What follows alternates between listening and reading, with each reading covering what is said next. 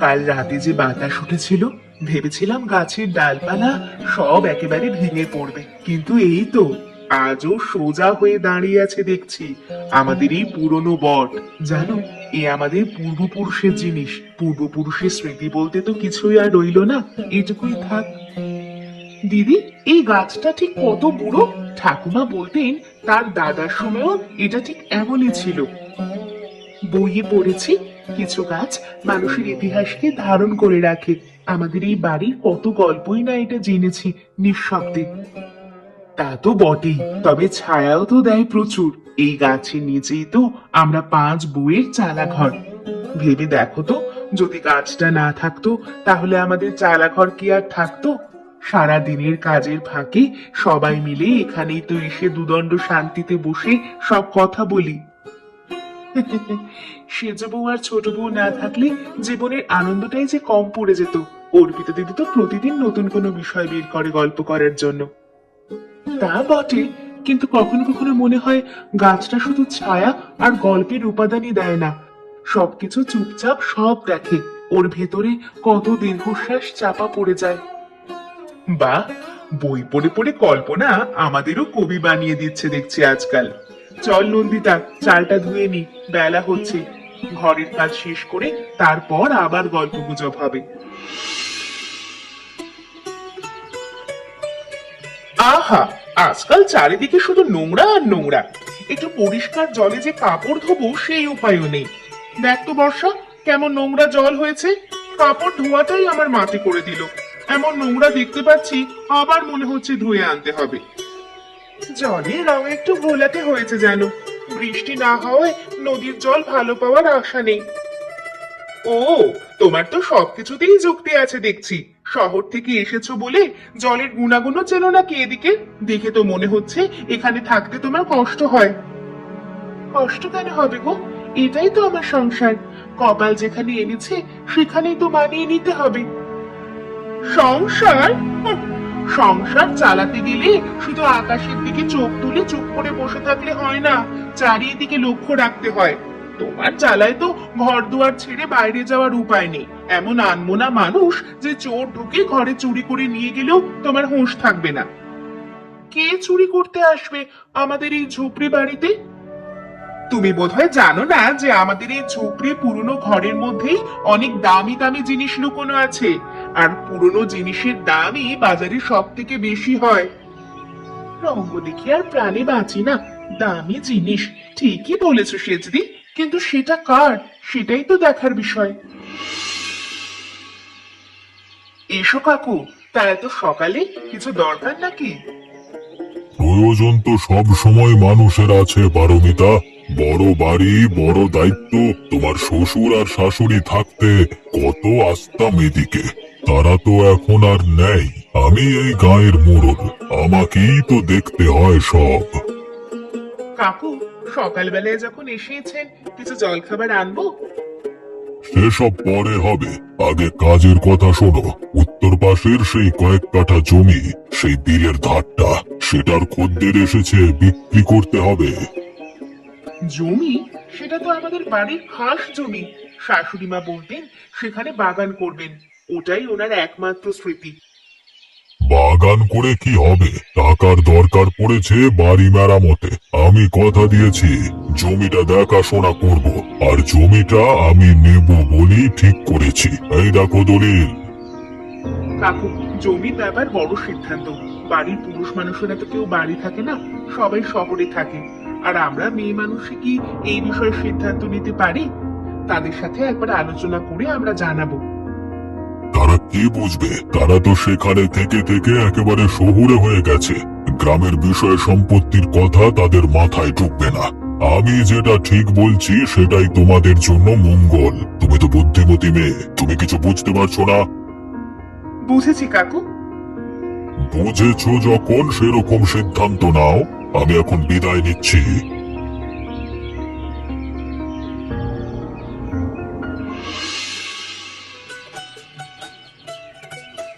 হ্যাঁ বৌমা, আজকে মাংস একদম তাজা, বাছাই করে এনেছি তোমাদের জন্য।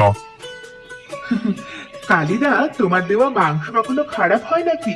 শুধু দামটা বলে যাও, বড় বউকে বলে দিয়ে দেব। আরে সেসব পরে হবে, পরে হবে। তোমরা কি আমার পর নাকি? তবে আজকে দেখলাম বাড়িতে অতিথি এসেছিল। হ্যাঁ, মোড়ল কাকু এসেছিলেন। ও, তিনি এসেছিলেন। বৌমা, তোমাদের এই বট গাছটা কিন্তু কম বিখ্যাত না। শুধু আমাদের গায়েরই নয়, 7 গা জুড়েই এর নাম। সবাই এই জায়গাটা বটতলা নামেই চেনে, আর সবাই বলে বট গাছের নিচে 5 বউয়ের সংসার। সে তো আমরা জানি কাকা। অনেক কাল্পনিক ব্যাপার আছে, তোমরা বুঝবে না। ঠিক আছে, মাংস নিয়ে ভেতরে যাও, বড় বউকে বলো রান্না কর। আমি পরে এসে পয়সা নিয়ে যাবো। হ্যাঁ,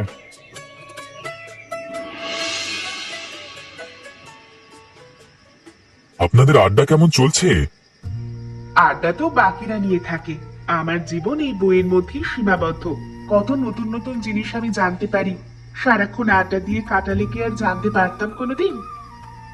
হ্যাঁ, আজকে ইতিহাস ক্লাসে আমাদের আঞ্চলিক ইতিহাস নিয়ে আলোচনা হচ্ছিল। আমাদের এই অঞ্চলের জমিদারি প্রথা, পুরনো কাহিনী সম্বন্ধে অনেক কিছু জানতে পেরেছি। আমিও শুনেছি অনেকদিন আগে এই গাছের নিচেই গ্রামের বিচার হতো, মেলা বসতো। সেটাই তো, কোথায় চলে গেছে সেসব দিন? এখন শুধু গল্প আর গুজব রয়ে গেছে। তুমি ঠিক বলেছ। যেমন আমাদের বাড়ি নিয়ে নানা গল্প শুনেছি ছোটবেলায়। কেউ বলে গুপ্তধন আছে, তো কেউ বলে অভিশাপ আছে, কিন্তু কেউ সত্যি সত্যি কোনো খবর বলতে পারে না। গুপ্তধন? তবে সেদিক থেকে দেখলে গুপ্তধন মানে শুধু সোনা দানা নয়, গুপ্তধনের অনেক মানে হতে পারে। বলতো, যদি সত্যি এমন কিছু থাকে এই বাড়িতে, সেই সত্যি কি মরে যাওয়ার আগে কোনোদিন জানতে পারবো? এমন কথা বলবেন না। যদি থেকে থাকে তাহলে সেটা খুঁজে বের করবার দায়িত্ব আমাদেরই। কিন্তু সাবধান, পুরনো সত্য বের করতে গেলে অনেকের স্বার্থে আঘাত লাগতে পারে, অনেকের মুখোশ খুলে যেতে পারে। মুখোশ? ঠিক বলেছো ভাই, তবে তাতে আমি ভয় পাই না। সত্যি আমি একদিন খুঁজে বার করবই। ঠিক আছে দিদি, আমি এখন চলি। এই কথাগুলি জানাতে এসেছিলাম। ঠিক আছে ভাই, আবার আসবে।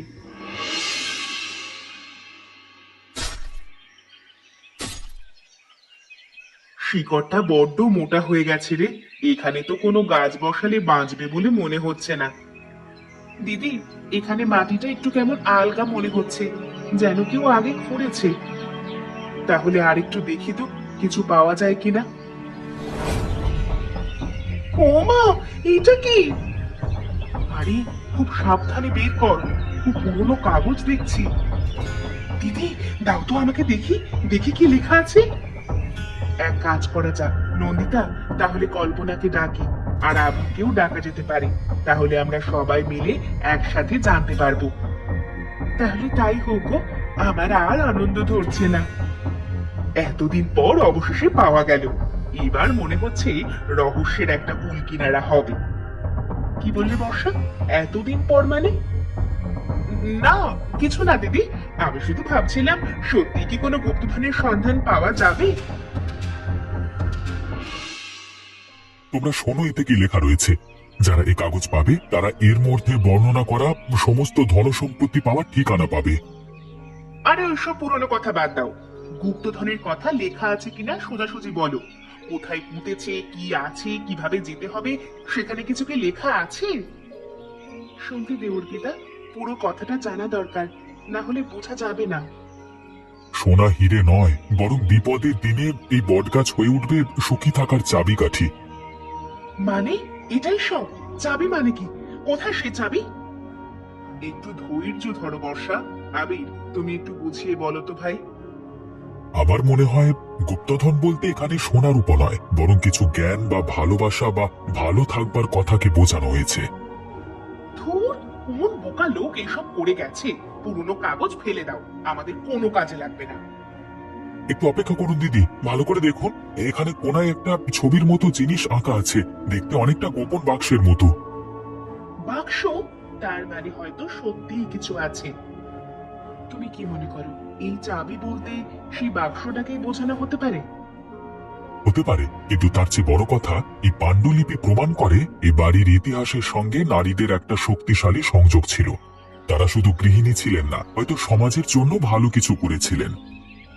ধুর, এসব গাঁজাখুরি কথা আমার বিরক্ত লাগছে। ওই কাগজে কি পেলি? সত্যি গুপ্তধনের ইঙ্গিত আছে? ইঙ্গিত আছে? ইঙ্গিত আছে না ছাই আছে? ছেলেটাকে ডেকে আনা হলো, সে শুধু বলেছে যে গুপ্তধন মানে নাকি বুদ্ধি। মাথা গরম হয়ে যাচ্ছে একেবারে। বাজে কথা। ওরা চালাকি করছে।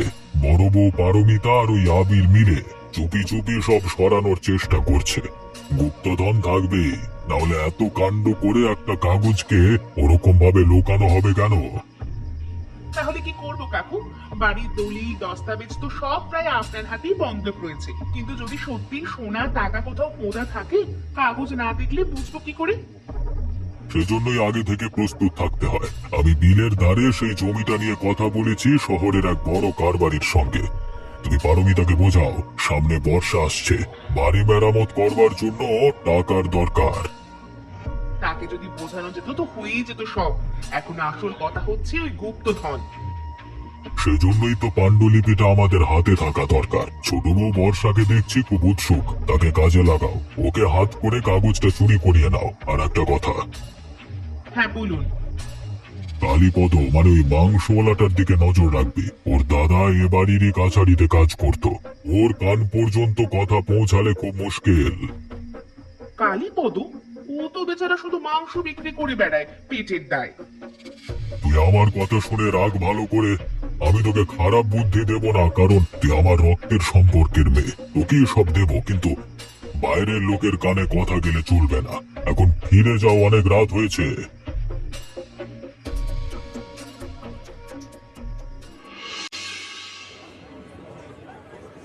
কালিদা, গতকাল পাণ্ডুলিপিটা শেষ পর্যন্ত পাওয়া গেল। তাতে অনেক মজার মজার কথা লেখা ছিল। তোমায় যে কি বলবো। শুনেছি বাবা, শুনেছি। পুরো গায়ে ঘটনাটা ঘটে গেছে যে গুপ্তধন বেরোবের পর। আমির বাবু, গুপ্তধন নামের ওই মিষ্টি মিষ্টি কথার আড়ালে অনেক তেতো সত্য লুকিয়ে থাকে। তাই পুরনো জিনিস নিয়ে বেশি নাড়াচাড়া না করাই ভালো। আপনি কিছু জানেন?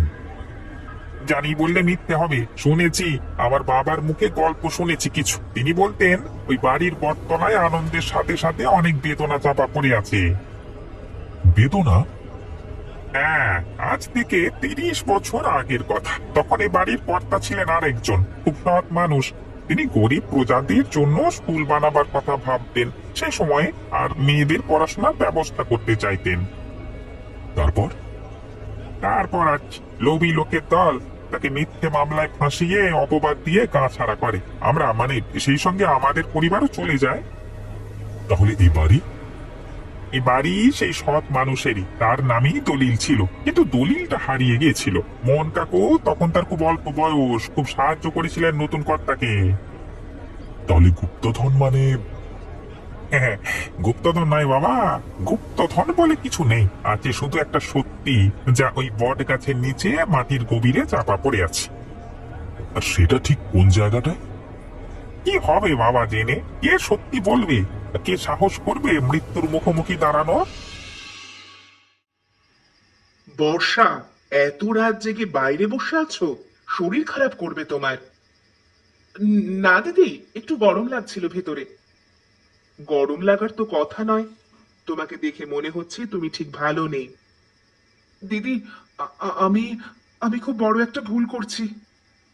কি ভুল করছো বোন, বলো। আমি একটা সত্যি বলতে চাই। শোনো, আমি এখানে শুধু বউ হয়ে আসিনি, আসলে একটা উদ্দেশ্য নিয়ে এসেছিলাম। আমার বাবা, তিনি আমাকে পাঠিয়েছিলেন একটা উদ্দেশ্য পূরণ করার জন্য। কি হলো, চুপ করে গেলে কেন? বলো, আমি শুনছি। এই বাড়িটা আসলে আমার বাবাদের ছিল।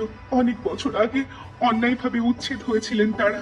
বাবা বলতেন ন্যায় হওয়া উচিত, তার জন্য প্রমাণ দরকার, আর সব প্রমাণ বাড়ির কোথাও চাপা পড়ে আছে। তুমি তো কালীপদ কাকার মেয়ে। তুমি তুমি জানতে?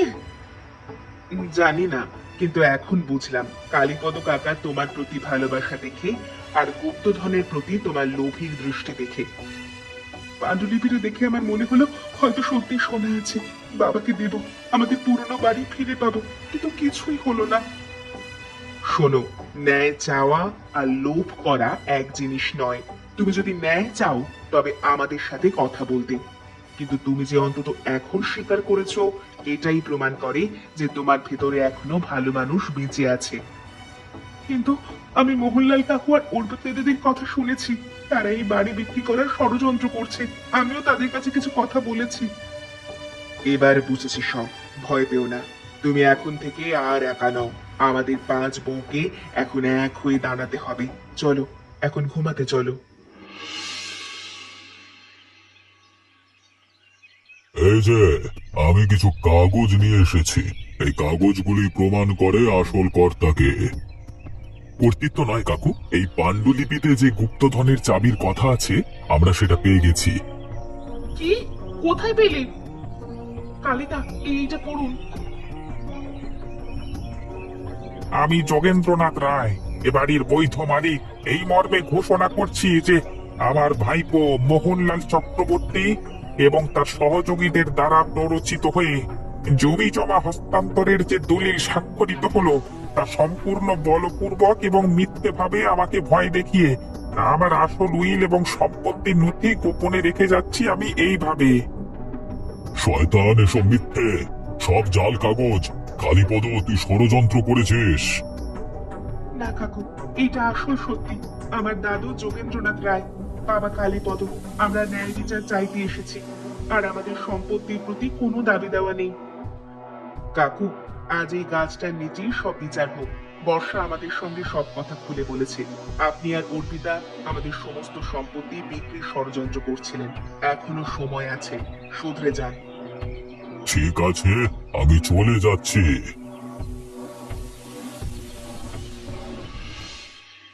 তোমরা আমাকে ক্ষমা করে দিও।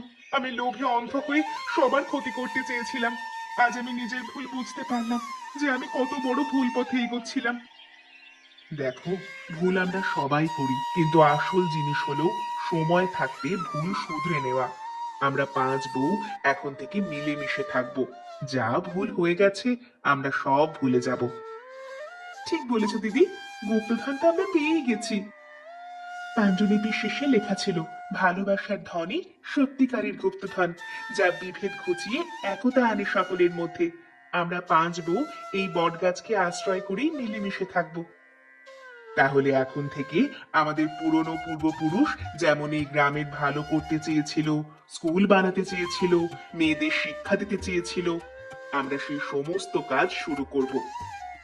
আর এই গাছের নিচেই হবে আমাদের প্রথম পাঠশালা। আমি সব জমি জমার দলিল ঠিক করে দেব, আর মোহনলাল কাকুকে বলবো, তিনি যদি সত্যিই অনুতপ্ত হন তবে তিনিও যোগ দিতে পারেন আমাদের সাথে। আর বর্ষা, তুমি খুব ভালো রান্না করো, তাই তুমি রান্না করে সবাইকে খাওয়াবে। আপনাকে আমাদের প্রথম শিক্ষক হতে হবে। দিদিমণি, আজকে কি গল্প শোনাবে? আজ গল্পর মাধ্যমে আমরা পড়াশোনা করব। সবাই একসাথে বলো, মা। মা! এই কালো ব্ল্যাকবোর্ডে আমরা যেগুলো লিখে দেব সেগুলো তোমরা নিজেদের খাতায় লিখবে, ঠিক আছে? বিশ্বাস হচ্ছে না যে সত্যি এই গ্রামে আবার পাঠশালা তৈরি হয়েছে। পুরনো পূর্বপুরুষদের স্বপ্ন সফল হয়েছে। এইভাবে আরো বাচ্চাদের জুটিয়ে এনে আমাদের পাঠশালা ধীরে ধীরে বড় করে তুলতে হবে। আর এই পাঠশালা তো আমাদের সকলের। দেখো পারমিতা, এই জিনিস আমার বাবা স্বপ্ন দেখতেন। মেয়েরা পড়বে, গাছের নিচে সবাই এক জায়গায় করে আনন্দ, হাসি, গান, সঙ্গে পড়াশোনা হবে। বাবা না দেখতে পারলেও আমি দেখে যাচ্ছি, এটাই আমার অনেক শান্তি। আপনার বাবার স্বপ্ন সত্যি হলো কালিদা। আপনি আমাদের পাশে আছেন, এটাই আমাদের আসল শক্তি। না, তোমরা যোগ্য, তাই বাবার স্বপ্ন সফল করতে পেরেছো। এত প্রতিবন্ধকতার মধ্য দিয়ে আর কি। হ্যাঁ, এই গাছ কি আমাদের গল্প জানে? হ্যাঁ, জানি। এই পুরনো বট গাছ বহু বছর ধরে এমনই উত্থান পতনের কাহিনী দেখে যাচ্ছে। আমাদের গল্পের শেষ নেই। একটা অধ্যায় শেষ হয়ে নতুন অধ্যায় শুরু হবে। এভাবেই জীবনে এগিয়ে যাবে। আর ঝগড়া বিবাদ নয়, এবার আমরা সবাই মিলেমিশে থাকবো। তোমরাও সবাই মিলেমিশে থেকো।